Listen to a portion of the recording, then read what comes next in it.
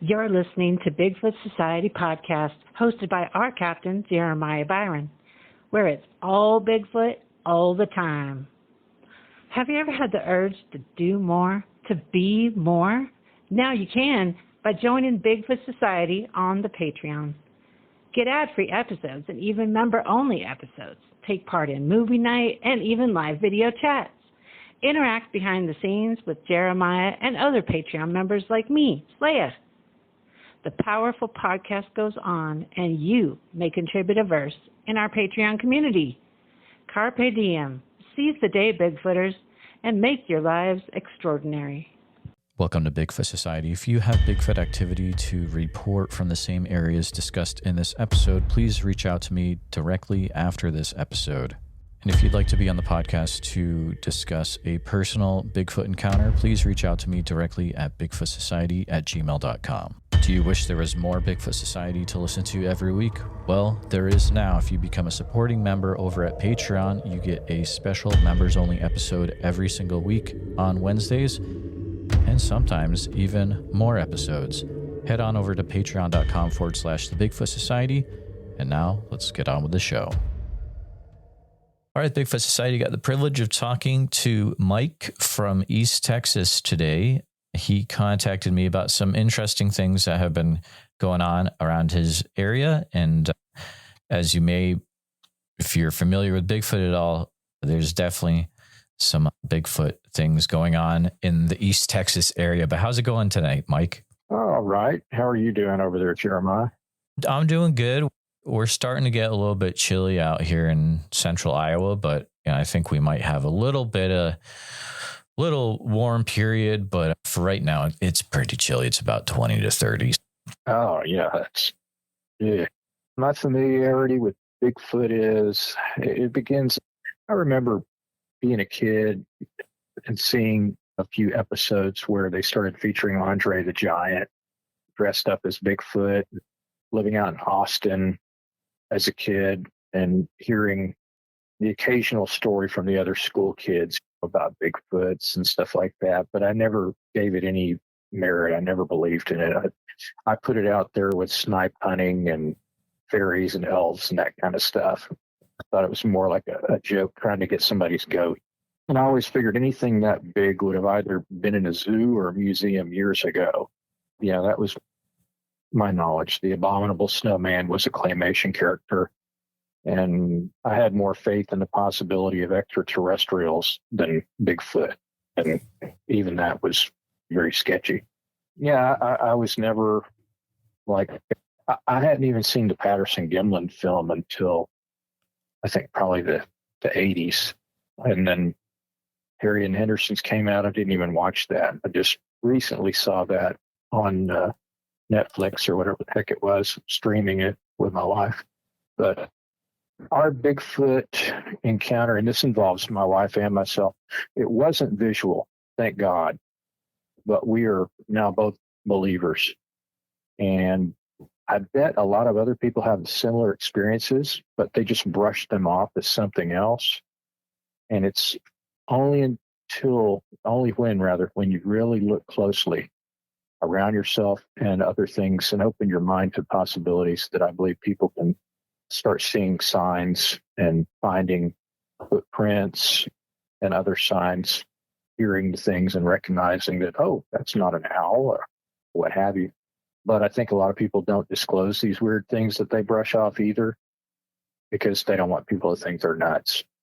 And especially if you have a professional reputation, you don't want to endanger that. Our house is over 60 years old. It's outside city limits, back up to a large, vast forest. And the only access to our backyard is through the front. And it's a busy highway. And we would see intruders through our windows if anyone was in the front areas or coming up to the front.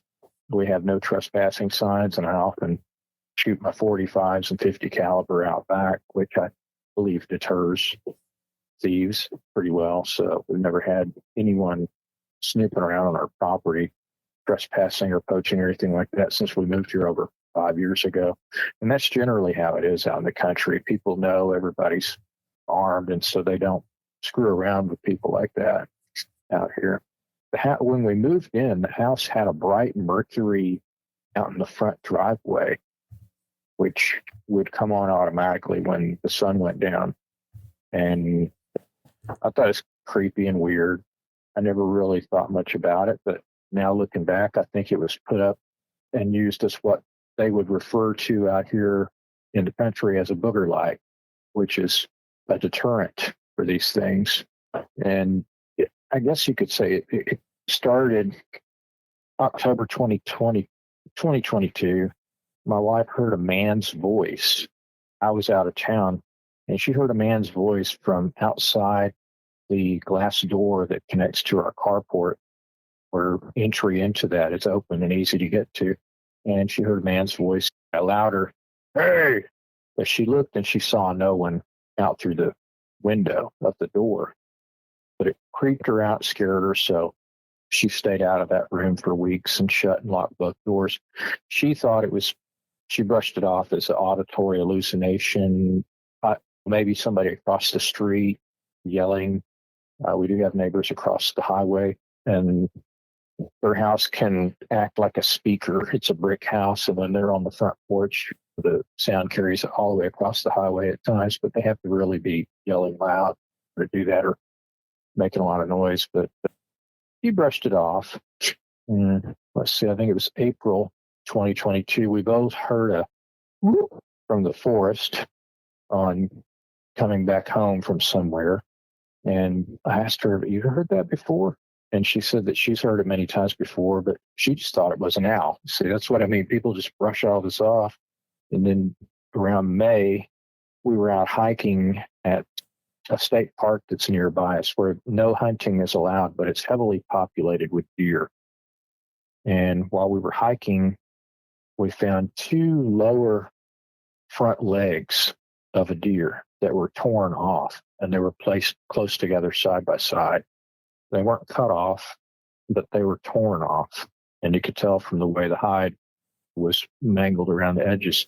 And there was no blood around them. There were no ants. There were just two broken front legs. And I thought, that's just weird.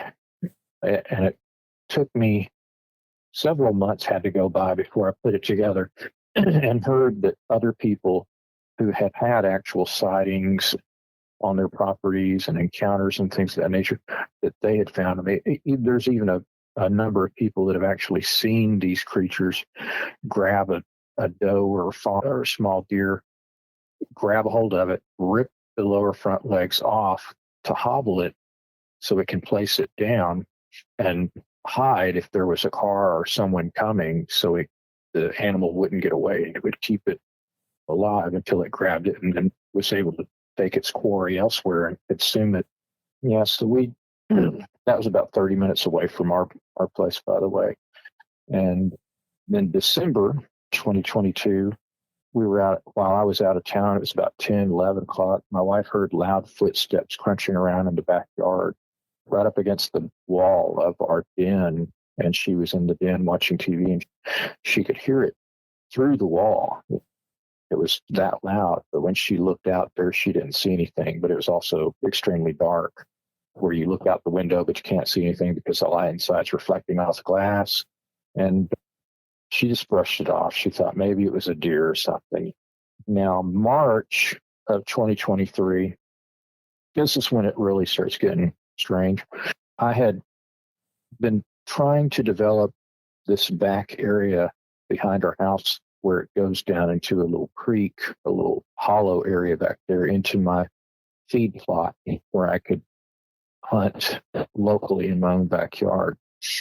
And I put in a deer feeder, and I wanted to attract deer back there. So I took a jar of peanut butter and took the lid off, screwed the lid to a tree with deck screws, and opened the jar up, put it back on, and then cut the bottom out of it. And that's to allow the deer to come up and lick right out of it. And it was unscrewed. I went out, it was about 2 or 3 days later, I went to go check on the progress of it. And it was unscrewed from the lid, laying on the ground, and totally empty. Not a micro trace of peanut butter remained in it. And I brushed it off as raccoons, but looking back at it, the raccoon would have to climb up the tree about 5 feet, grip it with its bottom legs, straddle this tree that was about 9 inches in diameter, and then unscrew the lid with both of its little raccoon hands, turning it to the left, and then not leave a trace of peanut butter in the jar, and then remove the jar. It was just weird. I don't know. I thought, okay, I'll use apples instead. So I buy a bag of green apples, sometimes red, from Walmart, and throw about 5 or 6 out there near the feeder. And the next day, every apple, it was just totally gone, without a trace, without a piece of apple anywhere. Totally gone. Now, who's going to eat 6 apples and not leave a trace, not even a little piece? Just thought that was strange. So I started wondering about this. I thought maybe there is something to this, because now we're starting to occasionally stream and watch Finding Bigfoot episodes, more for the comedic relief of Cliff, Bobo, and Matt. And I remember seeing them do calls, and I thought, oh, you know what? I'll just try one of these calls, 1 or 2 of these calls. So I did a couple of calls, and I didn't hear anything back. There was no reply. But what I didn't realize was, if there was something going on out there, that probably ramped it up. And about 2 or 3 days later, I go out there to check on the deer corn and the feeder, see where the level's at, and see if I'm getting any little deer hoof prints out there, and see what kind of activity I have. And I found a pile of scat. It was about 6 inches in diameter, about 1.5 inches tall, and it was like a grayish black color, and it was just chocked full of seeds, blackberry seeds. And it was like something had eaten 5 pounds of blackberries and then defecated into the creek. I have a little creek that runs back there right next to my feeder, and the water flowing around it had reduced its size, but when I got it, it was about 6 inches in diameter, about 1.5 inches tall. And I didn't think much of it. I thought, maybe it's raccoons. At that time, we had about 4 or 5 raccoons, a family of about 3 or 4 possum. We had deer coming down there. I'd been catching on my trail cam on a tree nearby. We even had a coyote come up in the yard, and we always had coyotes around here nearby. Within, almost 2 or 3 nights, they'd be within 1/8 of a mile. And needless to say, over time, all of those things disappeared. Even our copperheads and our water moccasins and other snakes and stuff that we had there. Whatever is out there, it depleted the food resources to practically nothing. So we came back one night from visiting family, and it was about 8:30, and I remembered that I wanted to check on the deer feeder and see if I needed to put more deer corn in it or not. And I didn't usually go down there at 8:30. It was getting too dark. This was March, and I just never went down there that late before. I'd always gone down there in the mornings or in the afternoons. But this time I went down there, and I heard a single, very low, deep, menacing growl about 30 to 35 feet from my feeder in our creek off to my right. And I didn't see anything, but when I looked just straight ahead, I didn't look up into the tree, which I regret. I think whatever it was, it may have been up in the tree or behind some trees, and being down in a hollow, it could project the sound and echo it off something else, so it maybe sounded like it was coming from a different direction. But when I heard the sound, it was like something inside me, it triggered a primal response that told me to leave. We'll be back with more Bigfoot Society after these words from our sponsors. And this is my property. I'm I'm protective of it. I'm armed usually most of the times. I wasn't that time, but if it was a guy or an animal that I could see, I would have probably said something to it, stood up to it. But something inside me told me, just leave. Don't do anything. Don't run. There's no chance against this thing. Whatever it is, just walk away and get away. And that's what I did. I didn't even think of standing my own ground at that age. And we haven't seen, like I said, we haven't seen any other animals since May 2023, including mice or armadillos or squirrels. The squirrels are reduced down to 3 squirrels, and it gets weirder.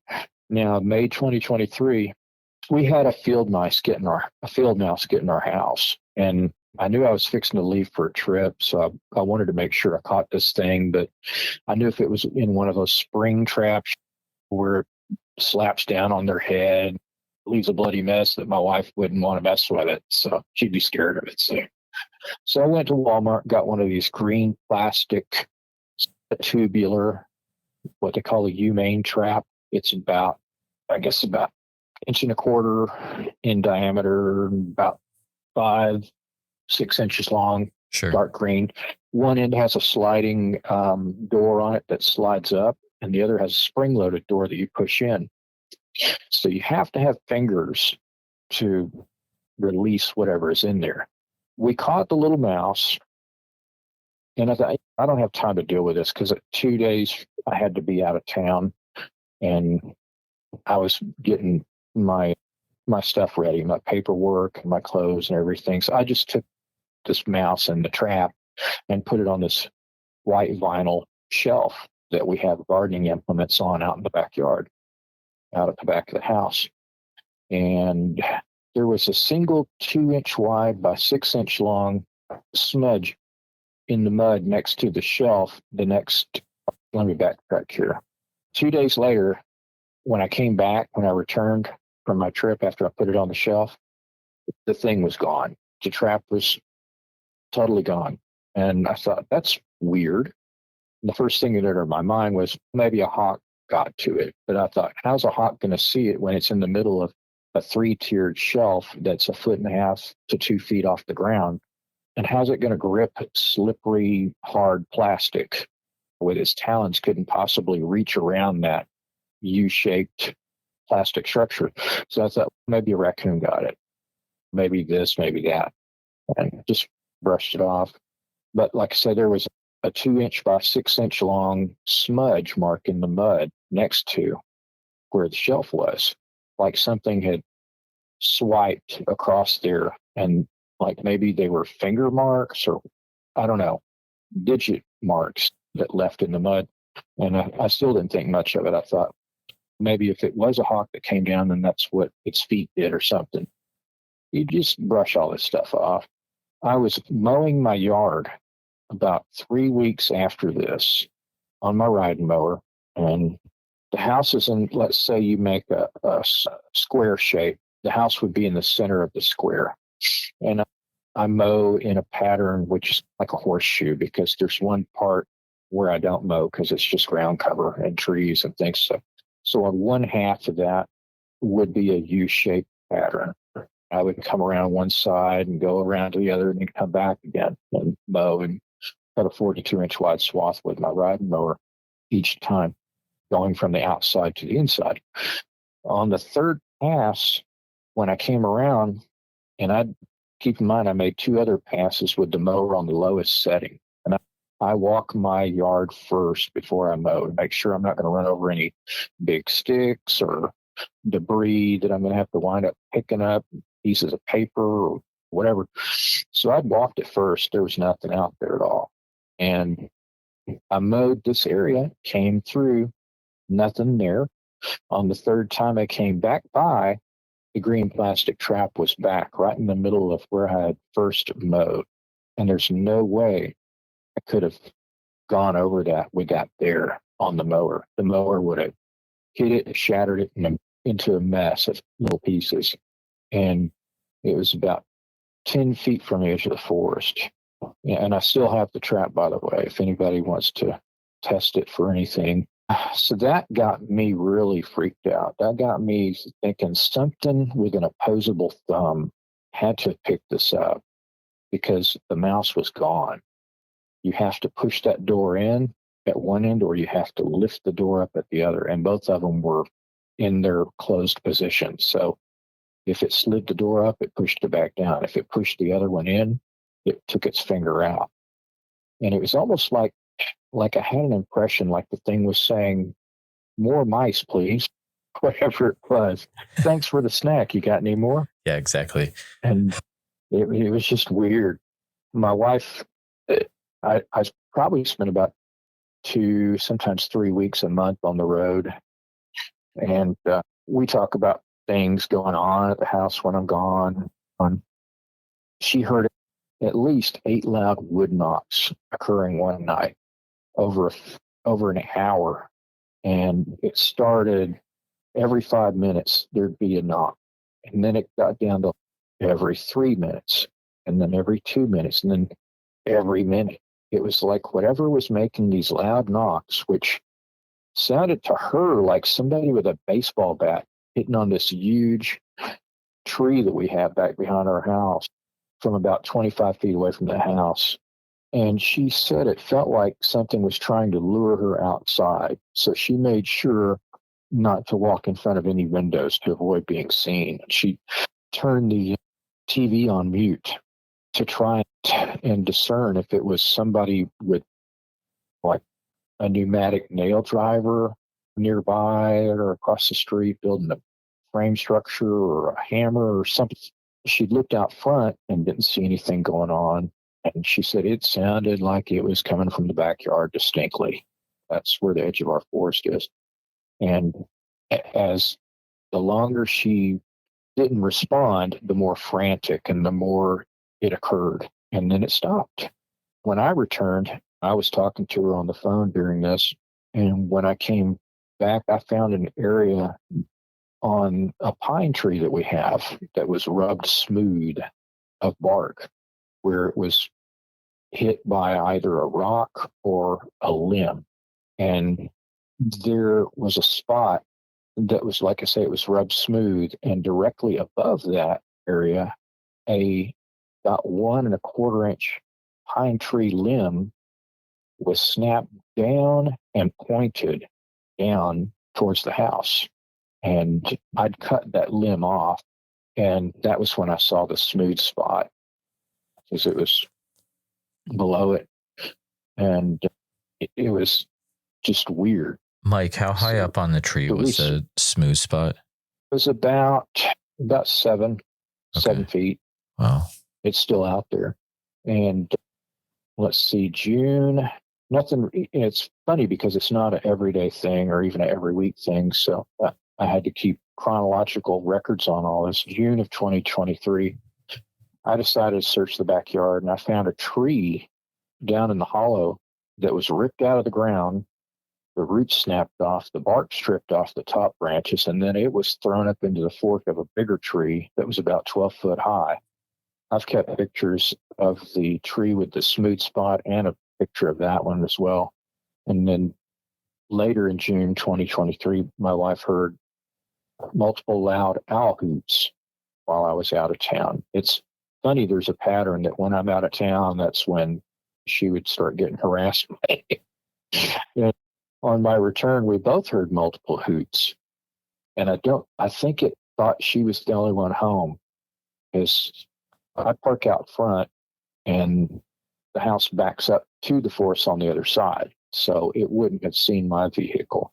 But we've come to the conclusion that it looks in one of our windows. And we've got some more stuff I should add to this that I'll get to eventually. But she heard these loud owl hoots, and she's not really a country person. I'm not either. We're city transplants, but I've been out in the country more than her, enough to know and recognize owl hoots. And, if it sounds like an 800-pound owl, it's probably not an owl, folks. So I was just going to ask, because I was going to ask, why was she so concerned about owl hoots? But so what you're saying is that this owl was a loud sounding owl. Yes, it was very loud. A lot of people will mistake doves for owls.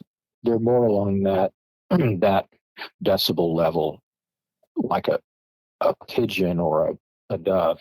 And this thing was loud. It had resonance to it. And I was hearing it too. We were watching TV with the volume probably about half to three quarters up, and we're hearing it through the wall outside. And it was too loud, too deep, and it was too close. And we just sat there listening to that, and something told me that's not an owl. And I wasn't going to try to go out there and look because it was dark. I wasn't going to see what this was. I didn't want to put myself in that situation. So after that, let's see here. I was out in the backyard again, probably checking on my deer feeder. That's the thing. I'm checking on that or on my trail cam. And I found what I thought was a footprint. I got a picture of that one. It's in red clay that was dried hard, but it wasn't very distinct. It didn't have any distinction marks, but I could tell it was something heavy. And it was, when it stepped in, it was going uphill, and the heel is much deeper than the rest of the foot. I just thought, oh, that's weird. But you brush these things off. It takes a whole lot of them to add up into something that you just can't really explain. While I'm out there looking around and looking back at that tree with the rub spot on it, I found a weird looking large sandstone. It's a type of rock with odd grooves and holes in it, and it looks like something from a cave or from far away from here. I've never seen rocks like this out in this area before, and it's probably the only rock unless you want to count little pebbles and pieces of gravel, but it's like a fist-sized rock, and it's just really weird. And it was lying near the pine tree where the limb was broken, and the one with the smooth spot on it that was aimed towards our house. So I'm of the theory that's what it was hitting the tree with, doing the knock with. You'd probably make more noise with a rock hitting a tree than you could with a limb or a branch, especially I think the bark would dissipate some of the sound and absorb it. I left it where it was, though. We still have it there. By this time, I'd already started listening to Bigfoot and Beyond and other shows and learning a little bit to know I didn't want this thing to perceive any type of gifting situation or what have you. And July, my wife heard 3 hoops in succession coming from our next door neighbor's stock. And this was just a few weeks before that last tree near the other one was found the next morning, broken and pointing towards the house, which I have another picture of. Tree limb that was, it must have been 9 foot high and just snapped off and again pointed towards the house. And it was pretty good size. I've got trees out there that are like 6 to 8 inches in diameter, 12 feet high, that are broken over. And when we have a storm or a tornado or something, we know which ones get broken because we got to go out there and pick them all up and clean it all up. Right. And this was several weeks after that this happened. Occasionally you'll hear something snap out there when you're watching TV, relaxing at night.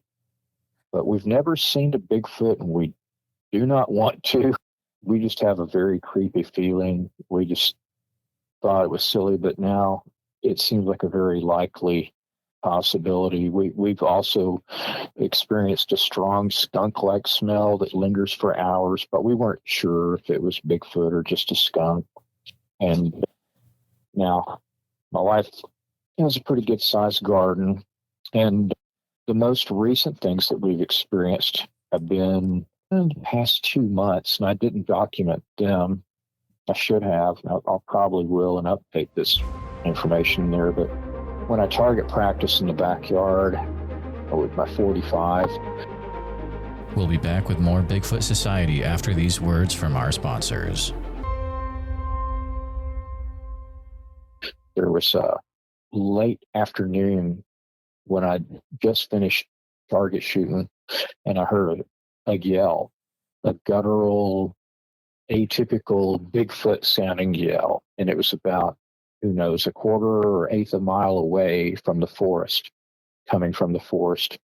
And it was like replying to my gunshots, like saying, cut that crap out. Can you, when you say guttural yell, and I don't want to put words into your mouth, but can I do an imitation of it? Or is it like when you hear like the long drawn out one, that kind of thing? Not or like different? the Ohio. Yeah, I guess, but not sounding like a klaxon alarm horn. Okay. Like that one does so much. Just more like almost like an elephant kind of thing. And I thought, what could be doing that? We don't have anything out here in East Texas that makes sounds like that. We don't. Yeah, we just don't. She's got a pretty good sized garden, and she's got some hog panels that are formed up in a tunnel, which are about, the top of it on the inside is about 7 feet tall from the ground. And it's like a tube, and you can walk inside it. She was growing green beans in that. And she noticed one day when she went in there, all the green beans were gone. Every one of them, they were just picked off. And the way that this structure is made, the other foliage from rose bushes and other trees and things would conceal someone in there. If someone or something went up in there and could reach up and pluck those green beans and just eat them, because none were on the ground, then it would be hidden, especially at night. Cars going by wouldn't see it. No one would see it. It'd be inside there just happily eaten away.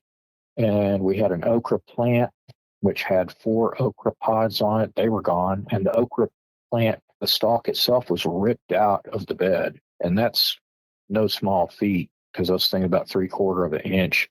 It takes a pretty strong man just to rip a full-grown okra plant out of the ground with both hands. And it was just laid over. After it was ripped out, it was laid over. And we have a little fence we put up to keep rabbits out of the garden, a little metal plastic coated, like a hog fence, decorative more or less. And there was a bend in the top of it, like a V-shaped bend where something had stepped into it and crimped it down. And then the icing on the cake, and I got a picture of this I can send you later, a footprint in the middle of one of the raised beds. And I didn't have a tape measure with me or a dollar bill or anything to photograph it for scale. I just took a picture with my phone, and then I was able to put my boot up against it without leaving an impression, but just over an inch or so, but next to it. And it's about a size 10 in length, but extremely wide. I don't even know what width that would be. It was like a normal 1.5 feet would be, super wide. And then the big toe was really big and round, and the other toes were long. But I'll send you that picture.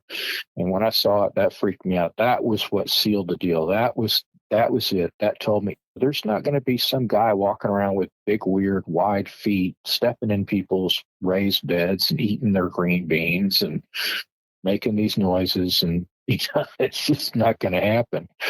Even teenage kids are not going to be doing that, especially out here in the country where they know they'll get shot. That's the thing. It's because down in Texas, it's, you don't just go messing around with someone's land, because you know that everyone in Texas is ready to do what needs to be done. That's there's places I go in my job where I'm strapping out in public. No, it's just typical. People strapping everywhere down here. Yeah, I think kids know that at an early age. Yeah, definitely. Yeah. Well, I want to go back to a part that you mentioned where your wife had heard something from the neighbor's property. Yeah. So did she heard yells or whoops, or I didn't quite hear what she had? Yeah, she heard three whoops, and they were the atypical whoops. the nearest she said she could figure was that it came from the neighbor's property.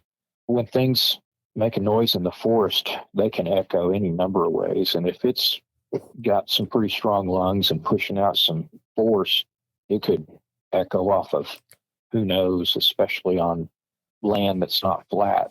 We have a hollow back there. And we think from where we're positioned and where this park is, and she's looked at Google Earth aerial shots, that these things mainly reside in that park, or that park, because there's no hunting allowed there, that's their refrigerator. That's their fully stocked freezer of meat. Right. That's where all the deer are. And they don't have anybody competing. And at night, it's closed unless you're a camper in the camping areas. And there's not that many people camping there. So it's a great resource for them. But when the resources get depleted, or when they want to go get fresh stream water from a natural spring, which we have a lot of springs out here where we are, or when they want to explore, when they want to, have new ground.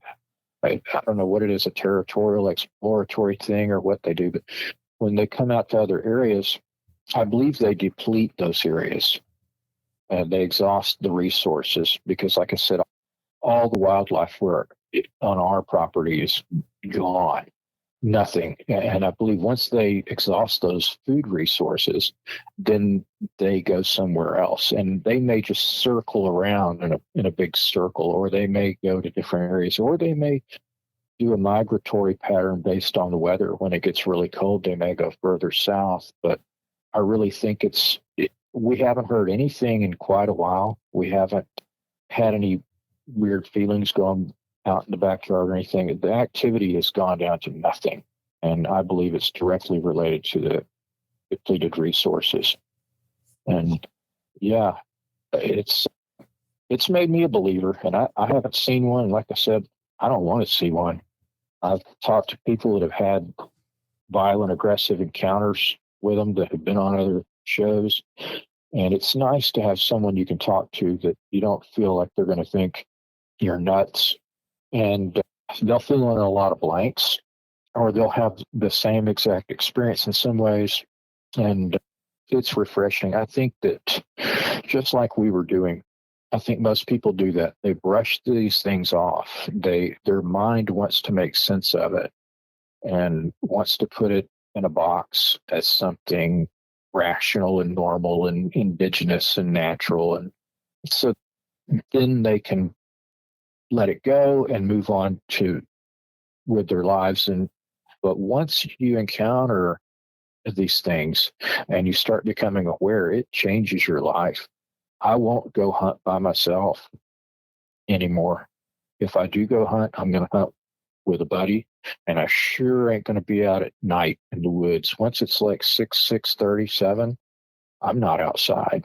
I come in the house, because it makes you realize there's something out there. And I believe the increased frequency and the coverage of this with these podcasts and TV shows and videos on YouTube and everything are the direct result of habitation dwindling down as we encroach on their areas with more development, business, industrial, subdivisions, schools, whatever. And they're running out of habitat. And as we are in now an era of instant video footage with phones, trail cams, drones, body cams, dash cams, security cameras, all that, we're going to get more and more footage. But the conundrum is, regardless of how much footage we get, no one's going to believe these things exist until somebody hits one with a semi or takes one out with a big bore high caliber rifle and manages to hang on to the body before whoever the forces that be decide to come and take it. Your neighbors, have you ever asked your neighbors or talked to them about the subject, or said, hey, you guys ever? Oh yeah. Recently I talked to the old lady who has a stock pond next to us. And I'll describe this situation and you tell me what you think. Her husband passed away. Okay, let's go back when he was still alive. They moved out here in early 60s, 1960s. And they heard weird noises coming from the woods behind them. And they just never thought much of it. He said, that's just an animal. After he passed away, she was out here by herself, and she heard noises and screams and other weird sounds and things.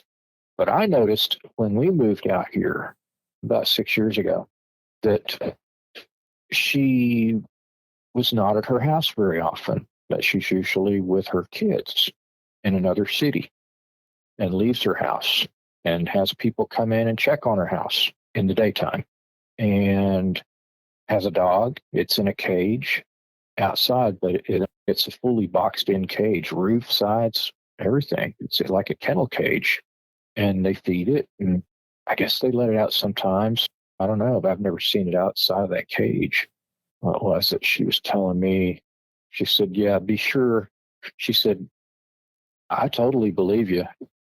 When I told her about what I'd been hearing, I asked her, I said, have you ever heard anything weird? And she said, yeah, we've heard lots of weird noises coming out there, yells and screams, and sound like a woman screaming and all kinds of stuff. And I told her pretty much everything I've told you. And she said, I believe that there's something out there. She said, but don't tell anybody if you ever want to sell your house, or you won't be able to sell it. And it makes me wonder if that was what she had happened to her when her husband passed. I don't know. It's just very strange. You won't see her out there when the sun starts going down. You only see her in the mornings and in the afternoons, if at all, and not very often. And we have a window on the end of our house, and you can watch TV and see the light reflecting from inside onto the glass for the most part until you turn the light off. And then when you turn the light off, you can, of course, see out through that window at night. And occasionally, myself and my wife have seen something like a black shadow just move real quickly across the bottom corner of that window, like something was peeking in and jumped back as soon as we looked over at it. And it makes me think, yeah, before it went over to the garden, that's where it was looking, and it got curious and watches us, and it makes noise and tries to get people to come outside. And yeah, I think they're curious. I think they're older than humans. I think they're curious. They're territorial. I think that they're omnivorous. I think there's different variations of them depending where you are geographically, climate-wise. I think that when people see a footprint on the ground and there's no others around it, I think that they're using trees. I also think that they step back into their footprints, an old trick Native Americans had been doing for thousands of years when hunting, so they can conceal where they're going. I think they're not as smart as humans, but they're smarter than chimpanzees or great apes. I don't know that they have a language. I don't believe in any of the woo, where they have portals and mind speak and all that kind of stuff. I think they're primates, but I think they're very smart. And I think that gives them the ability to hide and stay hidden very well. I think that they are responsible for the thousands of people that are missing without a trace throughout our parks. I think that if you panic and run when people have seen them, it triggers a predator response in them to pursue. I think if people have a certain sense on them, it could attract them. I think they may have individualized behaviors and attitudes like people. You have some that are jerks, some that are psychopaths, some that are nice. And I think when they run across a bad one, and I think they're very short-tempered. Chimpanzees are also very short-tempered. I think there's a lot in common with chimpanzees. And the ones in Texas that people see are described as being like big chimpanzees with small ears.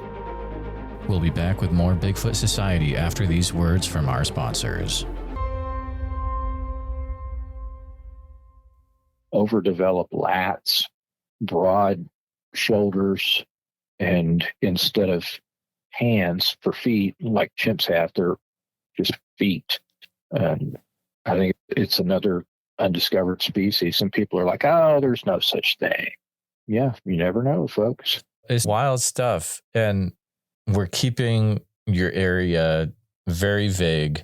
I know a little bit more, right? Because we were talking before. And have you done a Google search on your town yet? No, not really. You need to, because there are multiple reports of sightings in your area from different, not just BFRO, but other resources from over the years, where there have been individuals that have actually seen Bigfoot's foot back in, and I want to say it very carefully, I will say a decade of the 70s. I think that could cover anywhere. Yeah. But there are multiple sightings. BFRO site, too. Yep. And so I can give you more info after we're done recording. Oh, okay. It's coupling that with what you've told me. It's obvious you got something going on, man. You have trail cams up around your property, I think you mentioned. Yeah. And I've never gotten anything on the trail cam. Yeah. I've gotten weird light phenomenon, but that could be a bird going by. I don't want to jump to the woo factor and say, oh, it was a portal opening.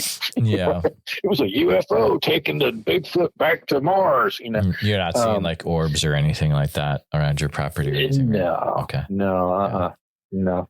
But yeah, I'm just glad, extremely grateful that all of that has died down and stopped and gone. And I hope if it's gone, I hope it doesn't come back. I really do, because it's an unsettling feeling to be scared to go out into your yard at night, or when you're coming from the store and you're unloading the car of groceries and you feel like you got to race in every load, and you just have a creepy, ominous feeling that you're going to be attacked by something. That's not good. So I got a 50 caliber. I got a couple of 50 caliber rifles and some 45s, and you'd think target practice and shooting out the backyard would be enough to keep the things out, deter them, but apparently it didn't. It just makes them mad. But I think when they deplete their resources, they move along. Yeah, and it sounds like it might be getting to that point on your property if you haven't seen any animals recently. But have you considered, do you have any audio recorders, or you're really not trying to capture evidence? You're just and I discourage anyone rather that wants to go out, that lives out in East Texas. Don't go out and make calls on your own property. If you're going to do Bigfoot calls and hoops and howls, go do it out somewhere way out in an area that's not inhabited. If you want to hear them respond back, which I don't recommend, because I think what it does, it makes them curious. If they hear that, makes them curious, then they come in to see what made that sound. And then if they find resources that are good for them, they're liable to stick around. And yeah, it was just a bad move on my part to do that. I'm not doing that again. Yeah, it's tricky because we just don't know what that means. Yeah, it's a good point you bring up. Don't do it on your own property if you don't want them hanging around. And, don't let investigators do it if they want to come investigate on your property, or they don't live there. They don't care what happens after that.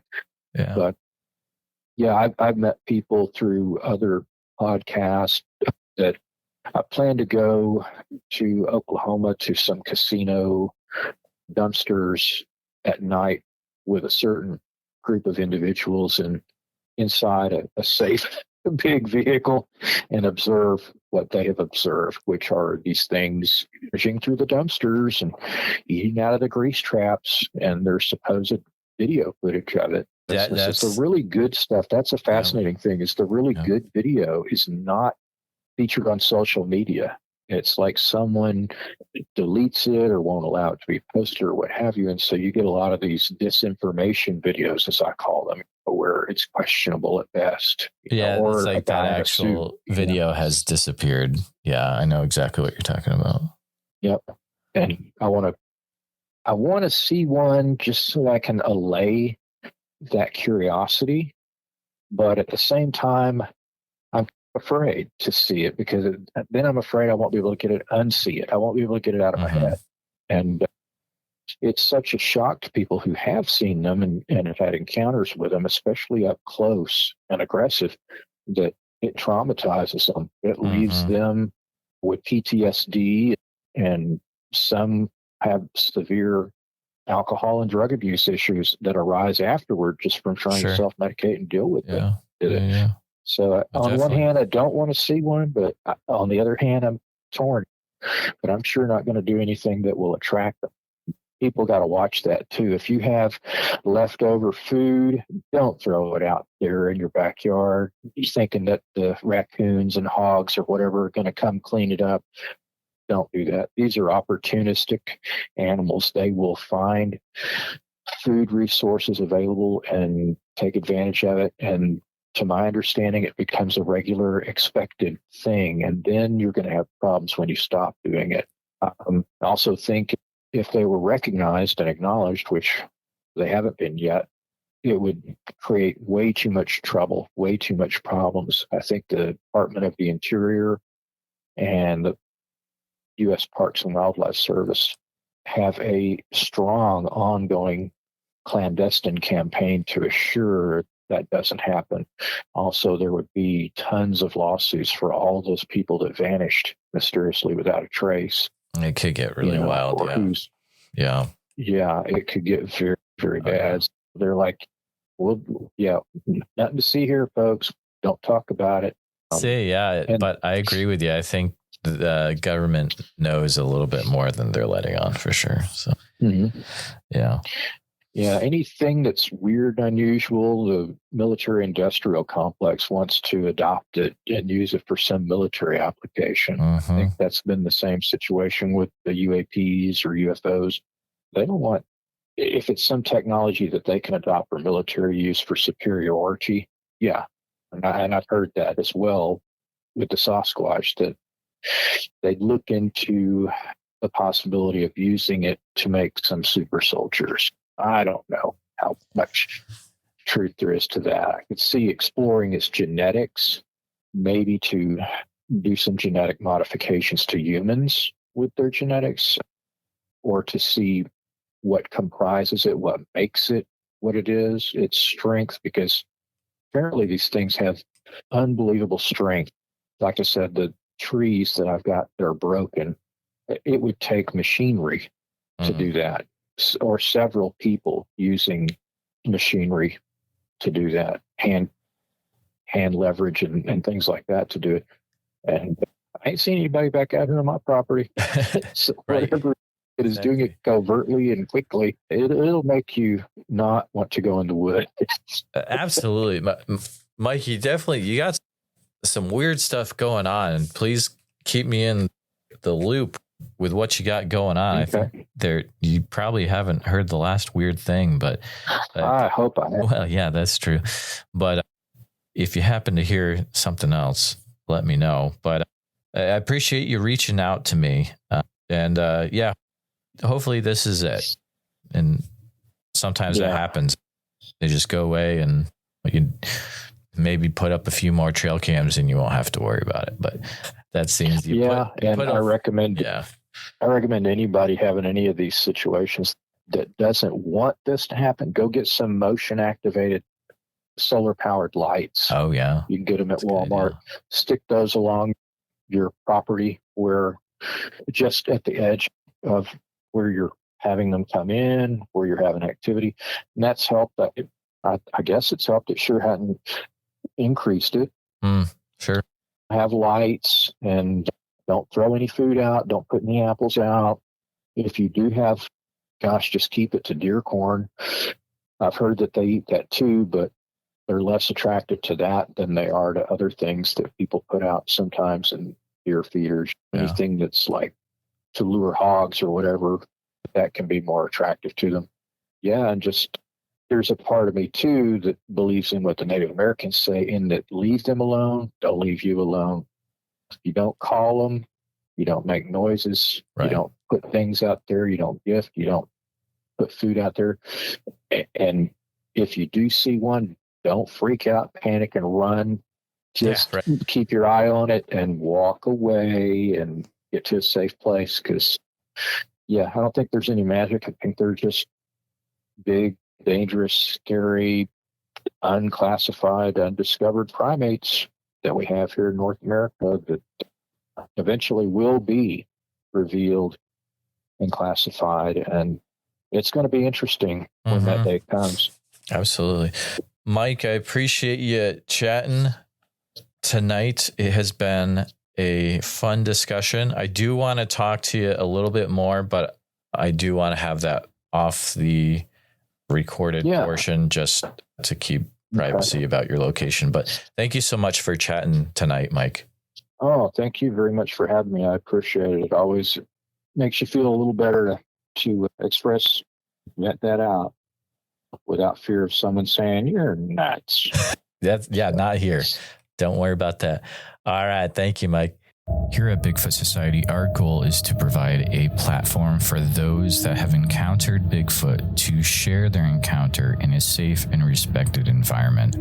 But we need to hear your story. If you've experienced something that you just can't explain, please send me an email at bigfootsociety@gmail.com. Then we can start the conversation. I know a lot of you have not shared your encounter at all. It's been 20 years, and it's time that you get this off your chest, and then you can get some well-deserved rest, because I know you haven't been sleeping.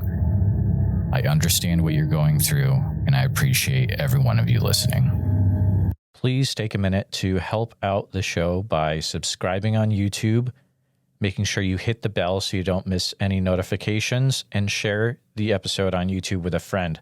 Also, if you're listening to us on a podcast, thank you so much. Make sure that you're subscribed, share the show with a friend.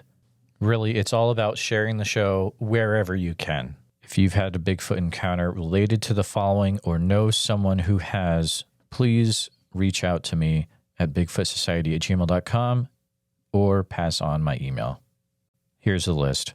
If you've had any encounters in Oregon, which I'm sure there's probably a few of you out there, please feel free to reach out immediately. You can use email bigfootsociety@gmail.com. A special thank you to all the Bigfoot Society Patreon and YouTube channel members. It's your support that helps keep the show going, and I extremely appreciate it. If you want to join in the fun, you can join over at patreon.com/the Bigfoot Society. I'll see you there. And again, thanks for listening.